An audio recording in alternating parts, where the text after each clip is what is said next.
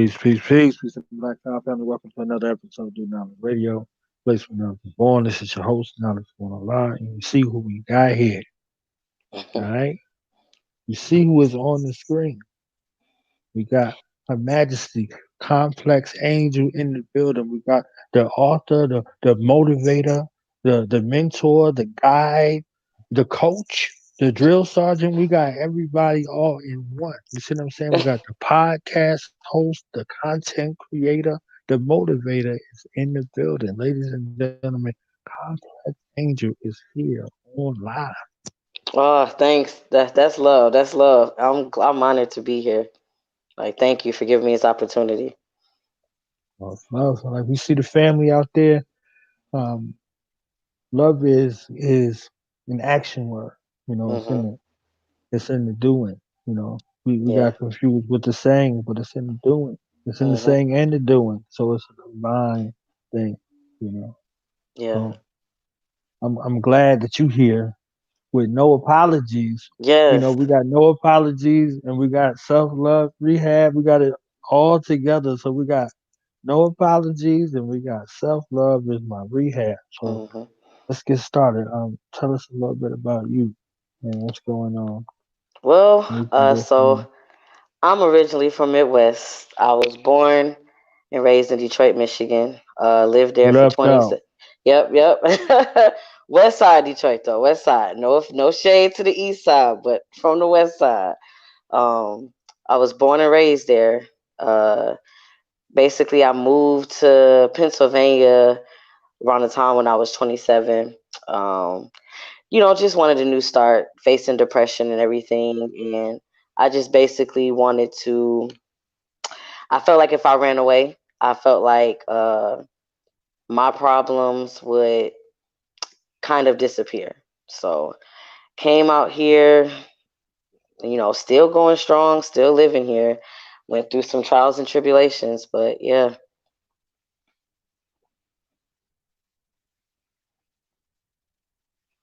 So you in PA out there. Mhm. Yep, yep.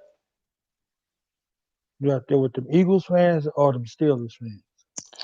I'm out here. Well, actually, I live in Bensalem, PA now. Like that's like 12 minutes outside of Northeast Philadelphia. So you could say I'm with the Eagles. Pittsburgh, yeah, that's like by Ohio.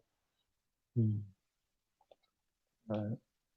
So how did you get started on this path and journey of writing?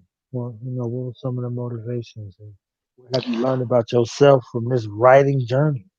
Yes, I wrote other books before, but I took them Mm. down because I wasn't really proud of my work. This book is the first book that really challenged me.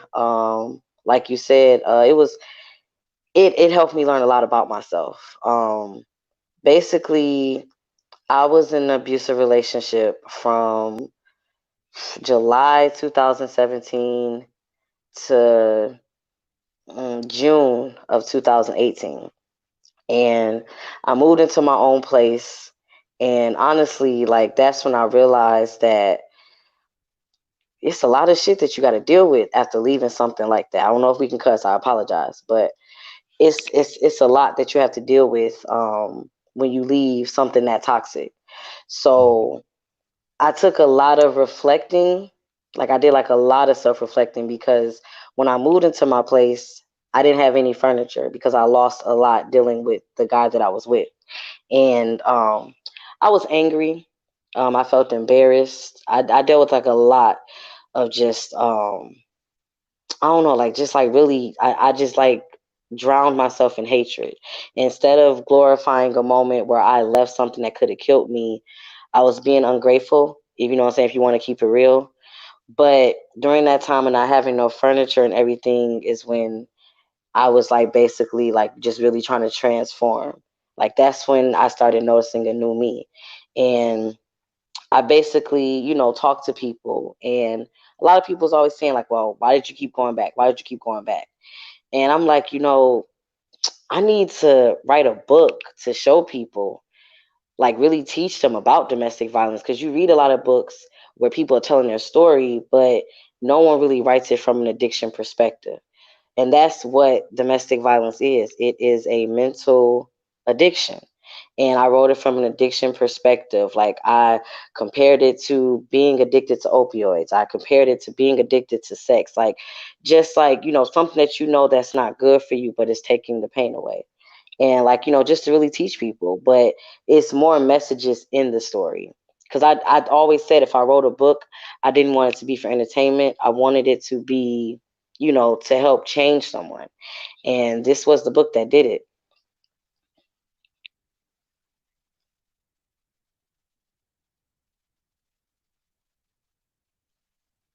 So in this cycle that gets often overlooked, can you kind of paint us a picture of what that really looks like? If you're dealing with depression, especially for us, Hmm. black folk, we're not taught. We just taught to go with it, Hmm. or excuse it, or explain it away, or Hmm. all of that.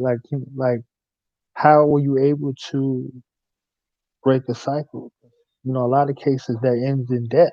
You know what I mean, Hmm. or near death experiences or stuff like that. So, how did Yeah. you find the courage and the self confidence to make that decision to actually leave? Well, honestly, the person that I was dating he was addicted to Percocets. And he convinced me that he got addicted to them after his dad passed. My mom passed, so that was the trauma bond that connected us. Um, I come from an emotionally unavailable background where, how can I put it? Love was in the household, but it wasn't felt, if that makes sense. Like, my grandma never really told me that she loved me and everything like that. So I was always, like, looking for it outside the home. Didn't have a dad or anything like that. And pretty much it's like I became this people pleaser, trying to fix broken people. So my abuser, with him, losing his dad and having a pill addiction, that was like basically me trying to fix him in a sense. But after he had stopped taking the perks, because I don't know, for people out there who don't know, when you don't have it in your system, like, after the high goes down and you don't have none to take when you wake up in the morning, you go through the chills, taking perks, it backs you up. That's when you start like having a whole bunch of bowel movements. He got tired of waking up like that, so he got on Suboxones to help him get off of that. And for the longest time, every time we fought and I would leave, he would always call me and say, like, it's the perks. I'm trying to kick it, but I can't do it without you. Like, he knew what to say to make me come back. When you grow up in an emotionally unavailable background where there was like something that you didn't get in your childhood. Like, I didn't have my dad. My mom was in my life, but she put me second to like her drug addiction. She put me second to, she had daddy issues just as well as me. So I played that role of coming second a lot. So it's like he knew what to say to get me to come back. But after he got off the perks and got on Suboxones, one time we got into an argument and he threw Kool-Aid in my face. And that's when I realized, like, this isn't this like it's not the perks that's making you like this. This is who you are. And I had to slowly take my hand off the lion's mouth. Like, I had to move, like, he drove my car a lot. I had to ask my boss if I could take off for 2 days, but he thought I was at work. And, I basically, like, for those 2 days I was finding apartments, the brochures that I hid it under, like, I had like a little stash compartment in my Jeep that I hid it under. And I was just basically acting like everything was okay, but at the same time I had to be on my P's and Q's. And I don't know, it's like I got approved for an apartment, and naively I thought that if I would have told him that I'm moving out, you know what I'm saying, that would make things better. But he just kind of played off of that, like, oh, well, you can't stay here until your apartment's ready. So I just got tired of that. So I just grabbed everything, stepped out on faith, and I was willing to sleep in my car until my apartment was ready, because my apartment wasn't gonna be ready till July. But the Lord like had all my ducks lined up in a row. Like, as soon as I left his house, the next day someone asked me, hey, I'm renting out my old room. Do you want to stay there until you get your own place? Yeah, sure. But I said I already have my own place. I just need to stay there for 2 months. So it worked out. But one thing about an abusive relationship that they don't tell you is you still go through a lot afterwards. Like, he still had control over my mind even after I left. Like, I was still answering the phone. It took a lot. Like, I had to rebuild my mental, just to like really have courage to finally get that restraining order.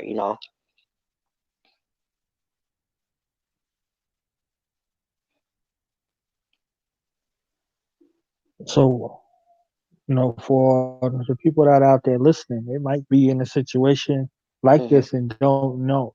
Hmm. What can you tell them? What kind of signs can they look out for? You see what I'm saying? Because abuse has many forms, Oh, and yes, yes. that. It comes in different forms. Like, pay attention to their words.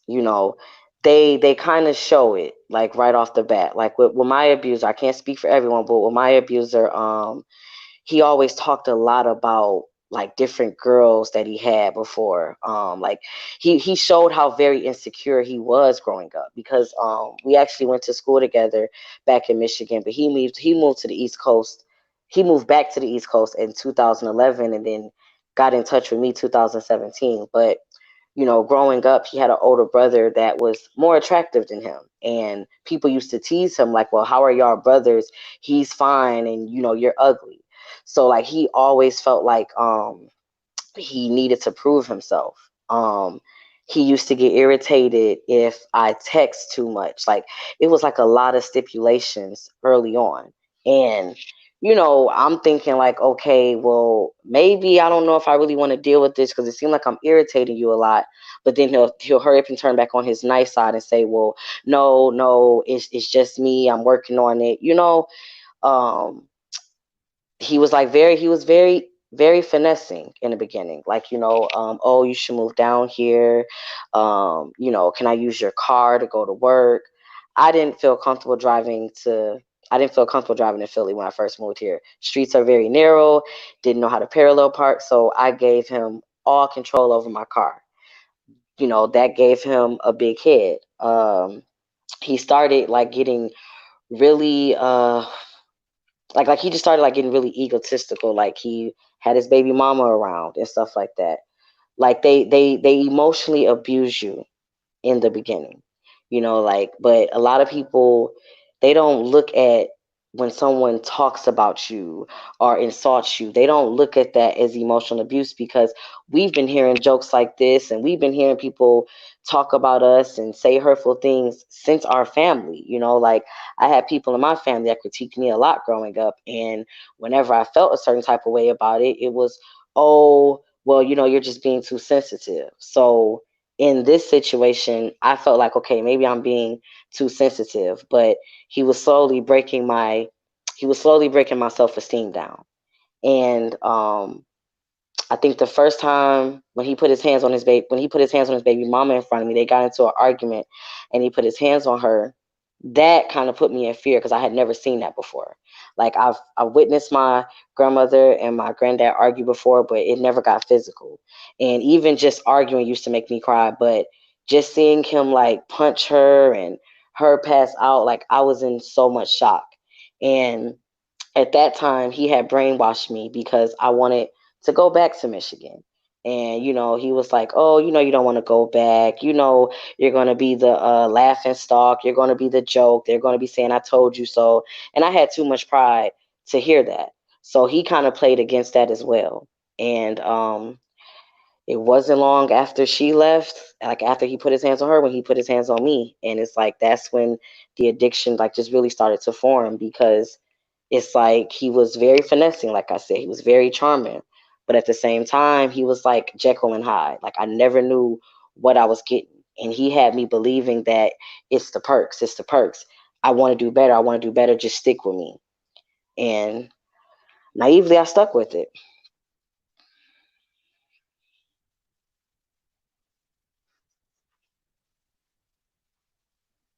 So you live in proof that it is possible, indiscriminate toward relationship you're in, that you can be victorious, that you can walk away, that you can live, that you can love, that you can trust again. I Mhm. wanna know a little bit about that. Mhm. What that journey was like. Starting over. You Mhm. know, did the next guy or whomever have to pay for what you went through? Something Mhm. like that. Yeah. Well, they say that the abusee does become the abuser. Shortly after I moved into my place, I started talking to like this island guy. He was real sweet. He took me on dates, would buy me random gifts and everything. But I noticed that whenever he would get mad, he would get real spiteful and say hurtful things. And like I said before, people don't look at, like, when people say, like, when people get angry and they yell, people are always told it's not real love if there's no arguing.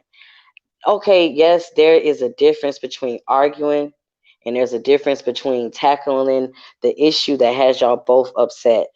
I was watching, not to get off subject, but I'm gonna just reel it back in. But on Red Table Talk, Will Smith and Jada said like they never argued in their relationship. If they were mad, they would go off and calm down and come back, because they said, why do you want to throw hurtful jabs at someone? And you know what I'm saying, like, make them start to think about that, and then they throw that under the rug, and in the next argument, now we got a bigger issue because you said this the last time. Like, it's just always going to be like hateful words and stuff like that, and it's like you're just beating each other up instead of attacking the issue as a team. So it bothered him, it bothered the island guy that I was talking to, that when I got mad, I just got quiet. you know the abuser I was with, it bothered him as well. But the island guy, I was looking past it, but then he said something that he could just never come back from. We got into an argument one time, and he said, I see why old boy put his hands on you. And I was like, you know what? I'm good to be by myself. I'm really good to be by myself. And that was that day, like when he said it, I really vividly thought of just like really like just beating, like just taking all my might, like just beating the hell out of him. Like I really saw red. And I was like, I don't want to be what my abuser did to me. I don't want to do that. And that's when I realized, like, okay, you have a pattern here. You keep going from men who are emotionally abusive to physically abusive, back to emotionally abusive. It's like, you need to find out what the real problem is. I had to really be naked with myself and really tune into who I was as a person. I couldn't be in a relationship. I had to be single for like a whole year. And honestly, that is the hardest thing to do because so many guys were coming out the woodworks. And I'm like, I just really want to be to myself. I dibbled and dabbled, but I couldn't be in a serious relationship because I really had to work on a lot of issues within myself. Because when you don't heal from something like that and you just get into the next relationship, 9 times out of 10, you're going to become the abuser, or you're going to run into another narcissistic person that can also be abusive. So it's hard. It was hard to trust because when you have someone who is, they call it the honeymoon stage. When you have someone who is very charming, my abuser, he put his hands on me 2 months in. But some people have someone that honeymoons them for like 4 years straight. They're probably getting, they're probably getting chastised, they're probably getting insults and everything, but they're looking past all of that because this person is lavishing them. So by the time the abuse comes into the picture, they're so stuck and they're trying to get back to who that person was that they were pretending to be. So pretty much, I think for anybody, like, you really have to heal before you do that, because honeymoon and manipulates you, and now you don't know who to trust. So when someone who genuinely really comes along and really wants to be there for you, you question it. You know what I'm saying? It's really hard to believe because you're thinking like, okay, well, the last person, it took them 4 years to put their hands on me. When are you going to do it?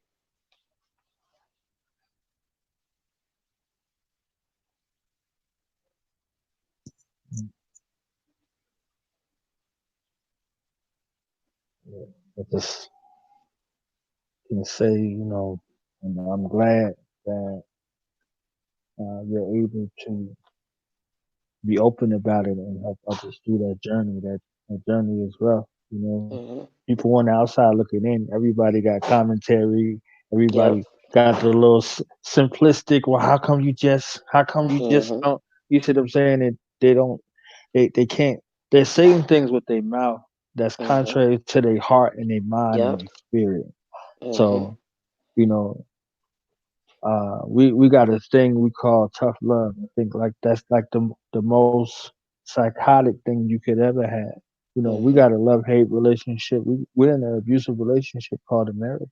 Yeah. You see what I'm saying? Hmm. Like, and we find ourselves in that situation, and we Hmm. find ourselves with the long sleeves and the Hmm. shades, and you Yep. know, and the justification is creature comfort. You see what I'm Hmm. saying?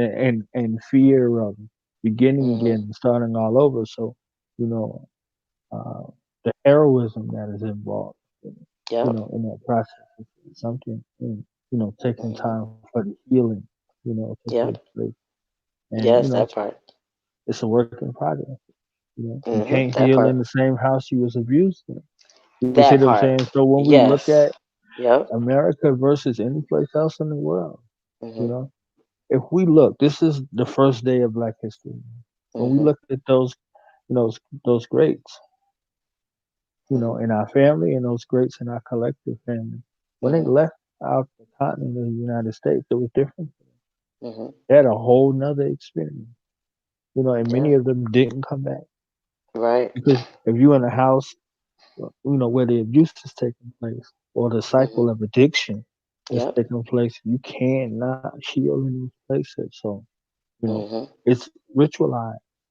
Yeah. It's 5:30. Oh, this is 5:30. So now you're waiting for it to Yep. go. Yep. You're waiting for this to happen and all of it. So this is the kind of space that we're in. And this space produces more advocates for this particular lifestyle. You see Yeah. what I'm saying? So Hmm. yeah, I'm glad, and I didn't mean to go all the way all through No, all of no, you're that. fine. No, you're fine. So I'm Trust just me. just I feel like I'm all over the place. so this book, this Hmm. offering that you have, uh, no apology, Hmm. kind of walk us through, that, and yeah. Well, we'll start with the book, and then we'll finish off with the podcast. Okay. No apologies. I called it that because I know that men are in abusive relationships too. I did a research back on it in college, but I really wanted to speak to the women on this one because even if it's just a woman who dealt with a man that was cheating on her, every time you hear her reflect on it and talk about what she sacrificed and what she did, she always beats herself up saying, "Yeah, I know I was stupid. I've done it before." And no apologies is basically saying it honestly it speaks to anyone, but it's really saying to women, let's stop apologizing for things that we went through, for things that we have put up with in relationships because it only makes a better version of you. It only makes you stronger. We don't know what we're going to go through. It's supposed to shape us. Like the one thing that really helped me to write this book, I was listening to this motivational speaker because I had to listen to a lot of that to help rebuild my mental because after him, I didn't know who I was anymore. Like, you know what I'm saying? Like, my whole life, I had been controlled and had others thinking for me. So this was my time to really learn who I was, like who Complex Angel was, who my real name, Natasha Williams, is. So I basically said, like, you know what? I'm gonna stop apologizing for who I am. You know what I'm saying? This is me. You either take it or you either, or you like you can leave it. And like basically, I had my friend Tiana, shout out to Tiana, that's the one who painted it. I basically was looking at her paintings in her room, and she had like a similar picture where it was a torso opened up with the galaxy in it. And I wanted that really bad because I'm like, it looks like they're really opening up to something personal. And I'm like, no apologies is really opening up to something personal in my life. So she was like, oh, this painting's for sale. So I said, well, can you repaint the picture?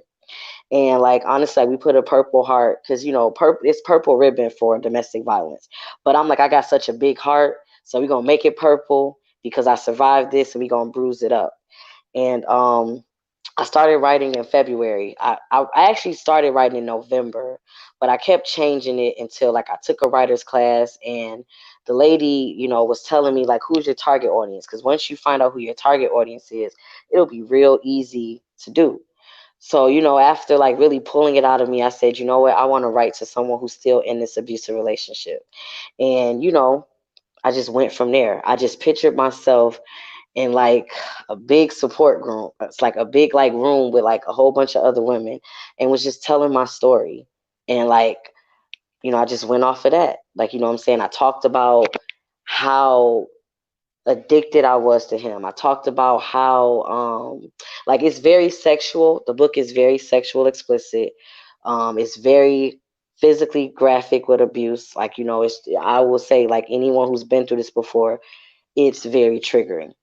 I had a lady that did an interview with me. She read the book. She was in an abusive relationship before. She said she started having nightmares after my book. So I want to tell people out there, but I made it very sexually because I want people to understand how you can create a soul tie with a toxic person through sex. Because that was like one of the reasons why I was staying.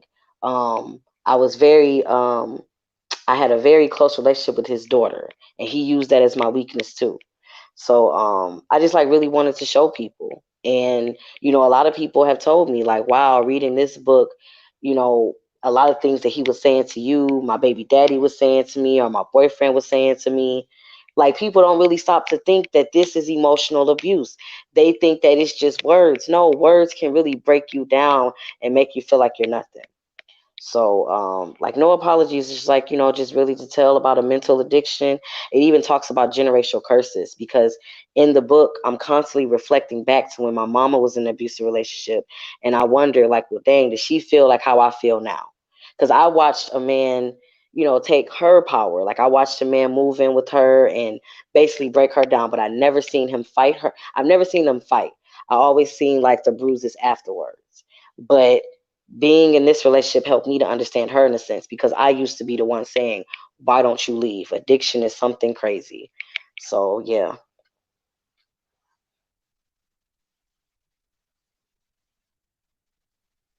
All right. So what about the podcast?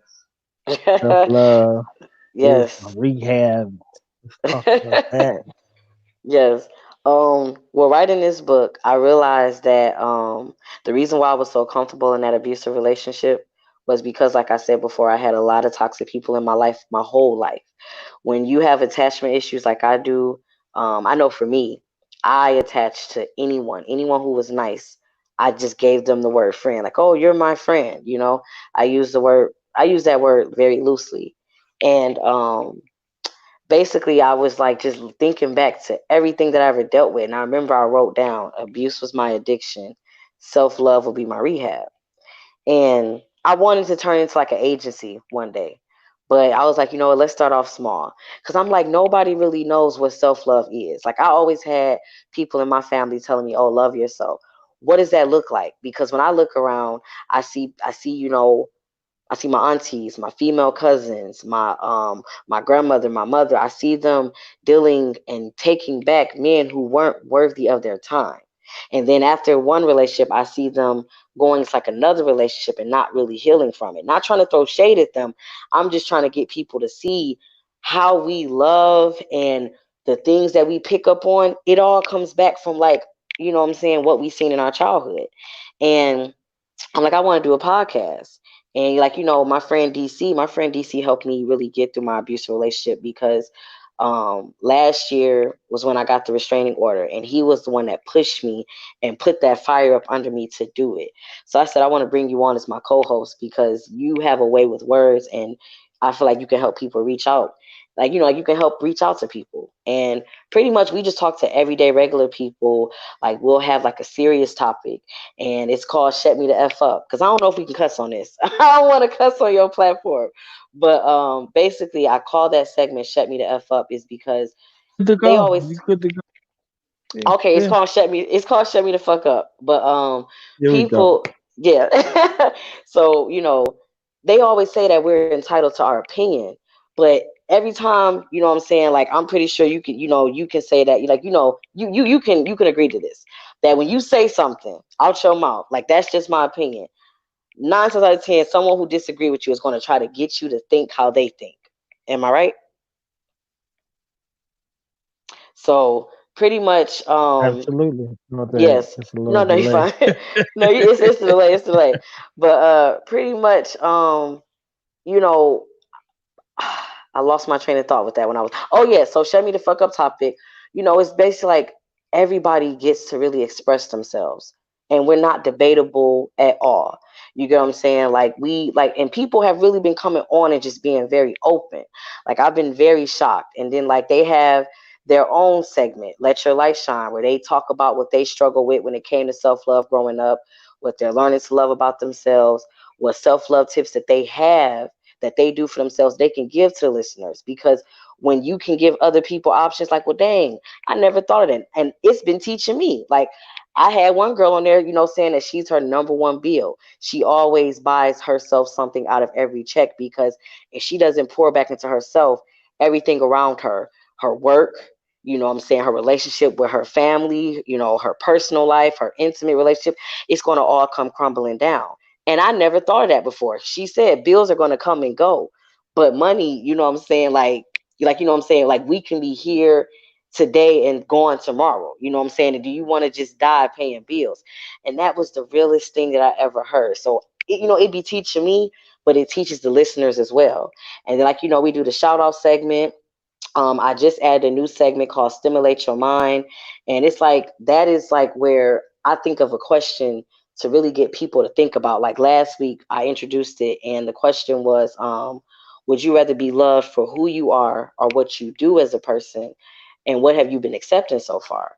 And the reason why I asked that was because I realized that growing up, I picked up on a lot of my grandma was very friendly with money. Like, once she became the breadwinner, she was just like always showing love. Like she would treat the whole family to Golden Corral, or like, we would go to like soul food places. And I picked up on that. And not realizing my grandmother had like a lot of toxic people around her that was using her. And same for me. And not realizing I had people around me that was loving me for what I do instead of who I was. And until I tuned into who I was as a person, that's when I realized I'm a dope person. I don't gotta cash you out to prove myself. I'm reciprocating. What you give me is what you're going to give back, is what you're going to get back from me. So we added that. And then, like, we have an advice segment. And, like, people, like, just really get real and raw on there. And, like, it's a rehab for everybody to be real. And that's all we want. We make it very conversational. We rip band-aids off in there. But everybody that has left has said, this has been very therapeutic. You have kicked my self-love into overdrive. And it's just crazy because I'm like, wow, I didn't know it was going to be this powerful. But I stay humble throughout everything. I'm never going to get big headed about this. This is a learning, platform for me as well.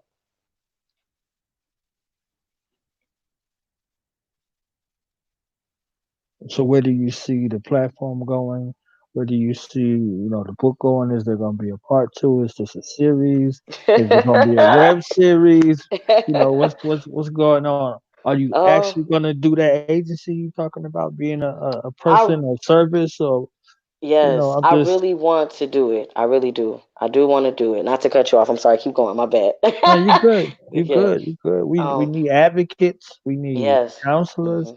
Yes. We need Hmm. counseling to be a normal thing again. There was a normal Yes. thing in our family dynamics. Hmm.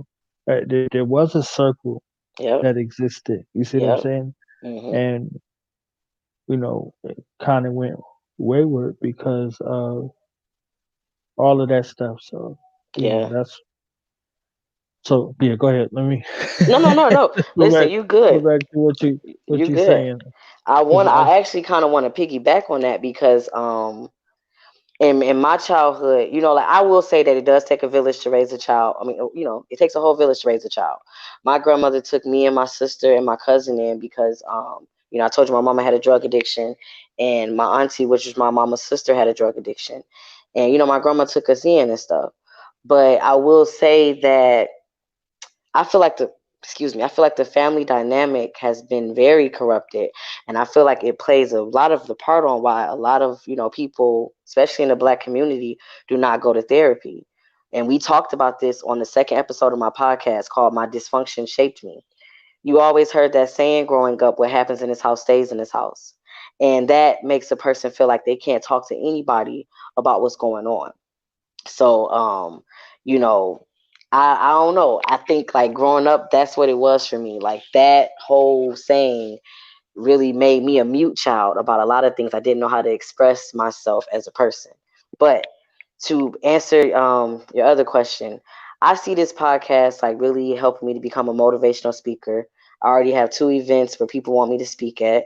The book has just been setting platforms for me, period. But it is going to be a part two because one thing I notice is that when we watch a lot of domestic violence movies or we read books, you either hear about her dying or you hear about her leaving. But no one talks about what that lady who left still goes through. Honestly, when you leave a relationship like that, I'm gonna say it again, that's when shit really hits the fan. Because he still had control over my mind. So basically, no apologies talked about my me being through abuse, my journey from abuse to like my freedom, and then basically then part two is going to be called Out of Darkness, and this is going to be talking about my journey to self-love, like how I really learned, like taught myself to love myself, but I also had to still deal with some crazy things in the background, like and I even talked to women about this in domestic violence groups on Facebook, and a lot of them said the same thing because I asked, I wanted to make sure before I wrote this part two, was this just me? But a lot of them said, "Yep, I felt very embarrassed. I felt very angry." So I'm like, "Yeah, I have to write that book to represent them because they don't get that book. So I just want to like do it different. I want to make it different. I want somebody to really learn something from this, not just read another book and be like, "Oh yeah, it was so entertaining."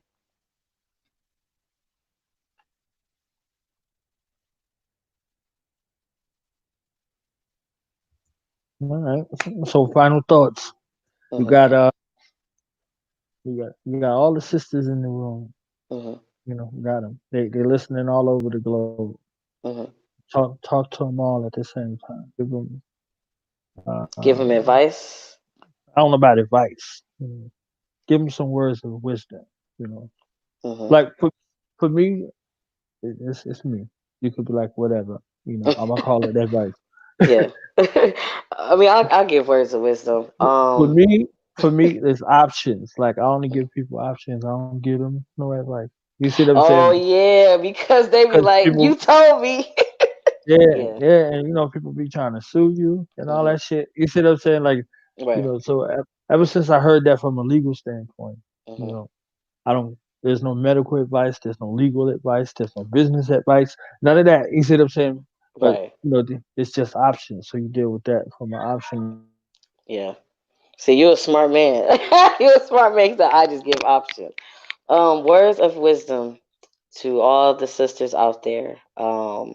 Anything that you're going through in life, honestly, really learn to look at it from a what is this teaching me perspective instead of a why is this happening to me perspective. Um, I know that, they say in order to get over something, you have to go through it.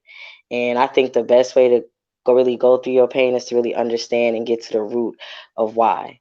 I had to, like I said, I had to really get naked with myself. I had to ask myself some very uncomfortable questions because I really asked myself, like, how did you get to this point? And like, why have you been dating all these emotionally unavailable men?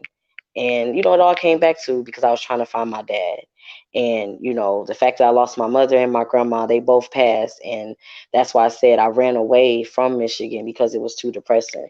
I thought that if I came to another state, it would make those problems go away, and it didn't.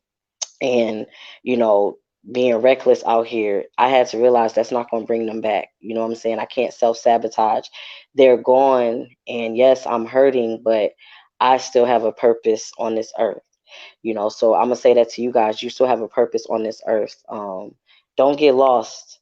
Don't lose yourself in anybody. Really tune into yourself as a person, because we all have different reasons of being on this earth. We got to stop comparing ourselves to, you know, to other people. And I think that, if honestly, I'm gonna say it like my professor Heather Neff said back in college, if sisters can all come together and stick together, these dogs out here. I'm not gonna say men, because no, there's a difference between a gentleman and a fuck boy. But honestly, a lot of them would not be able to do half the things that they do to us. So you gotta really just love yourself and stop comparing yourself to others. Really tune into yourself, because there's a gift inside of you that's waiting to be unwrapped. And that's it.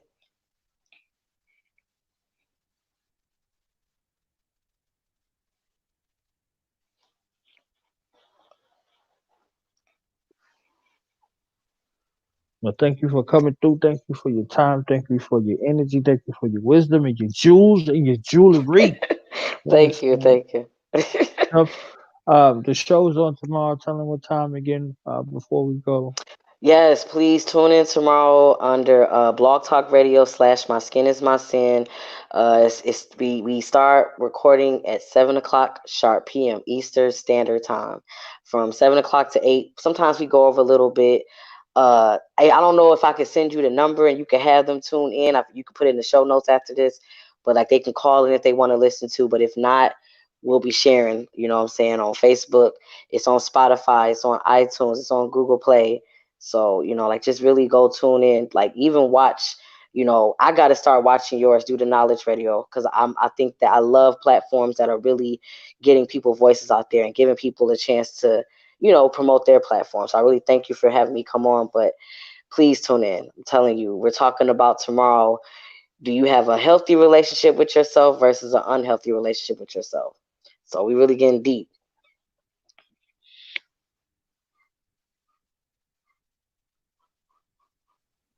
And thank you again. You're welcome here anytime, every time, all the time, no time, whatever. You Right. understand what I'm saying? Yeah, Coming man. through, showing love. So we about to wrap it up. Shout out to you. Shout out to everything that you're doing and everything that you will do. I'm rooting for you. We're cheering Thank you. for you. And we're gonna be alright in Yeah. my you know what I'm Yes. saying? Yep, yep. That part. Well, we out of here. Peace, family. One love.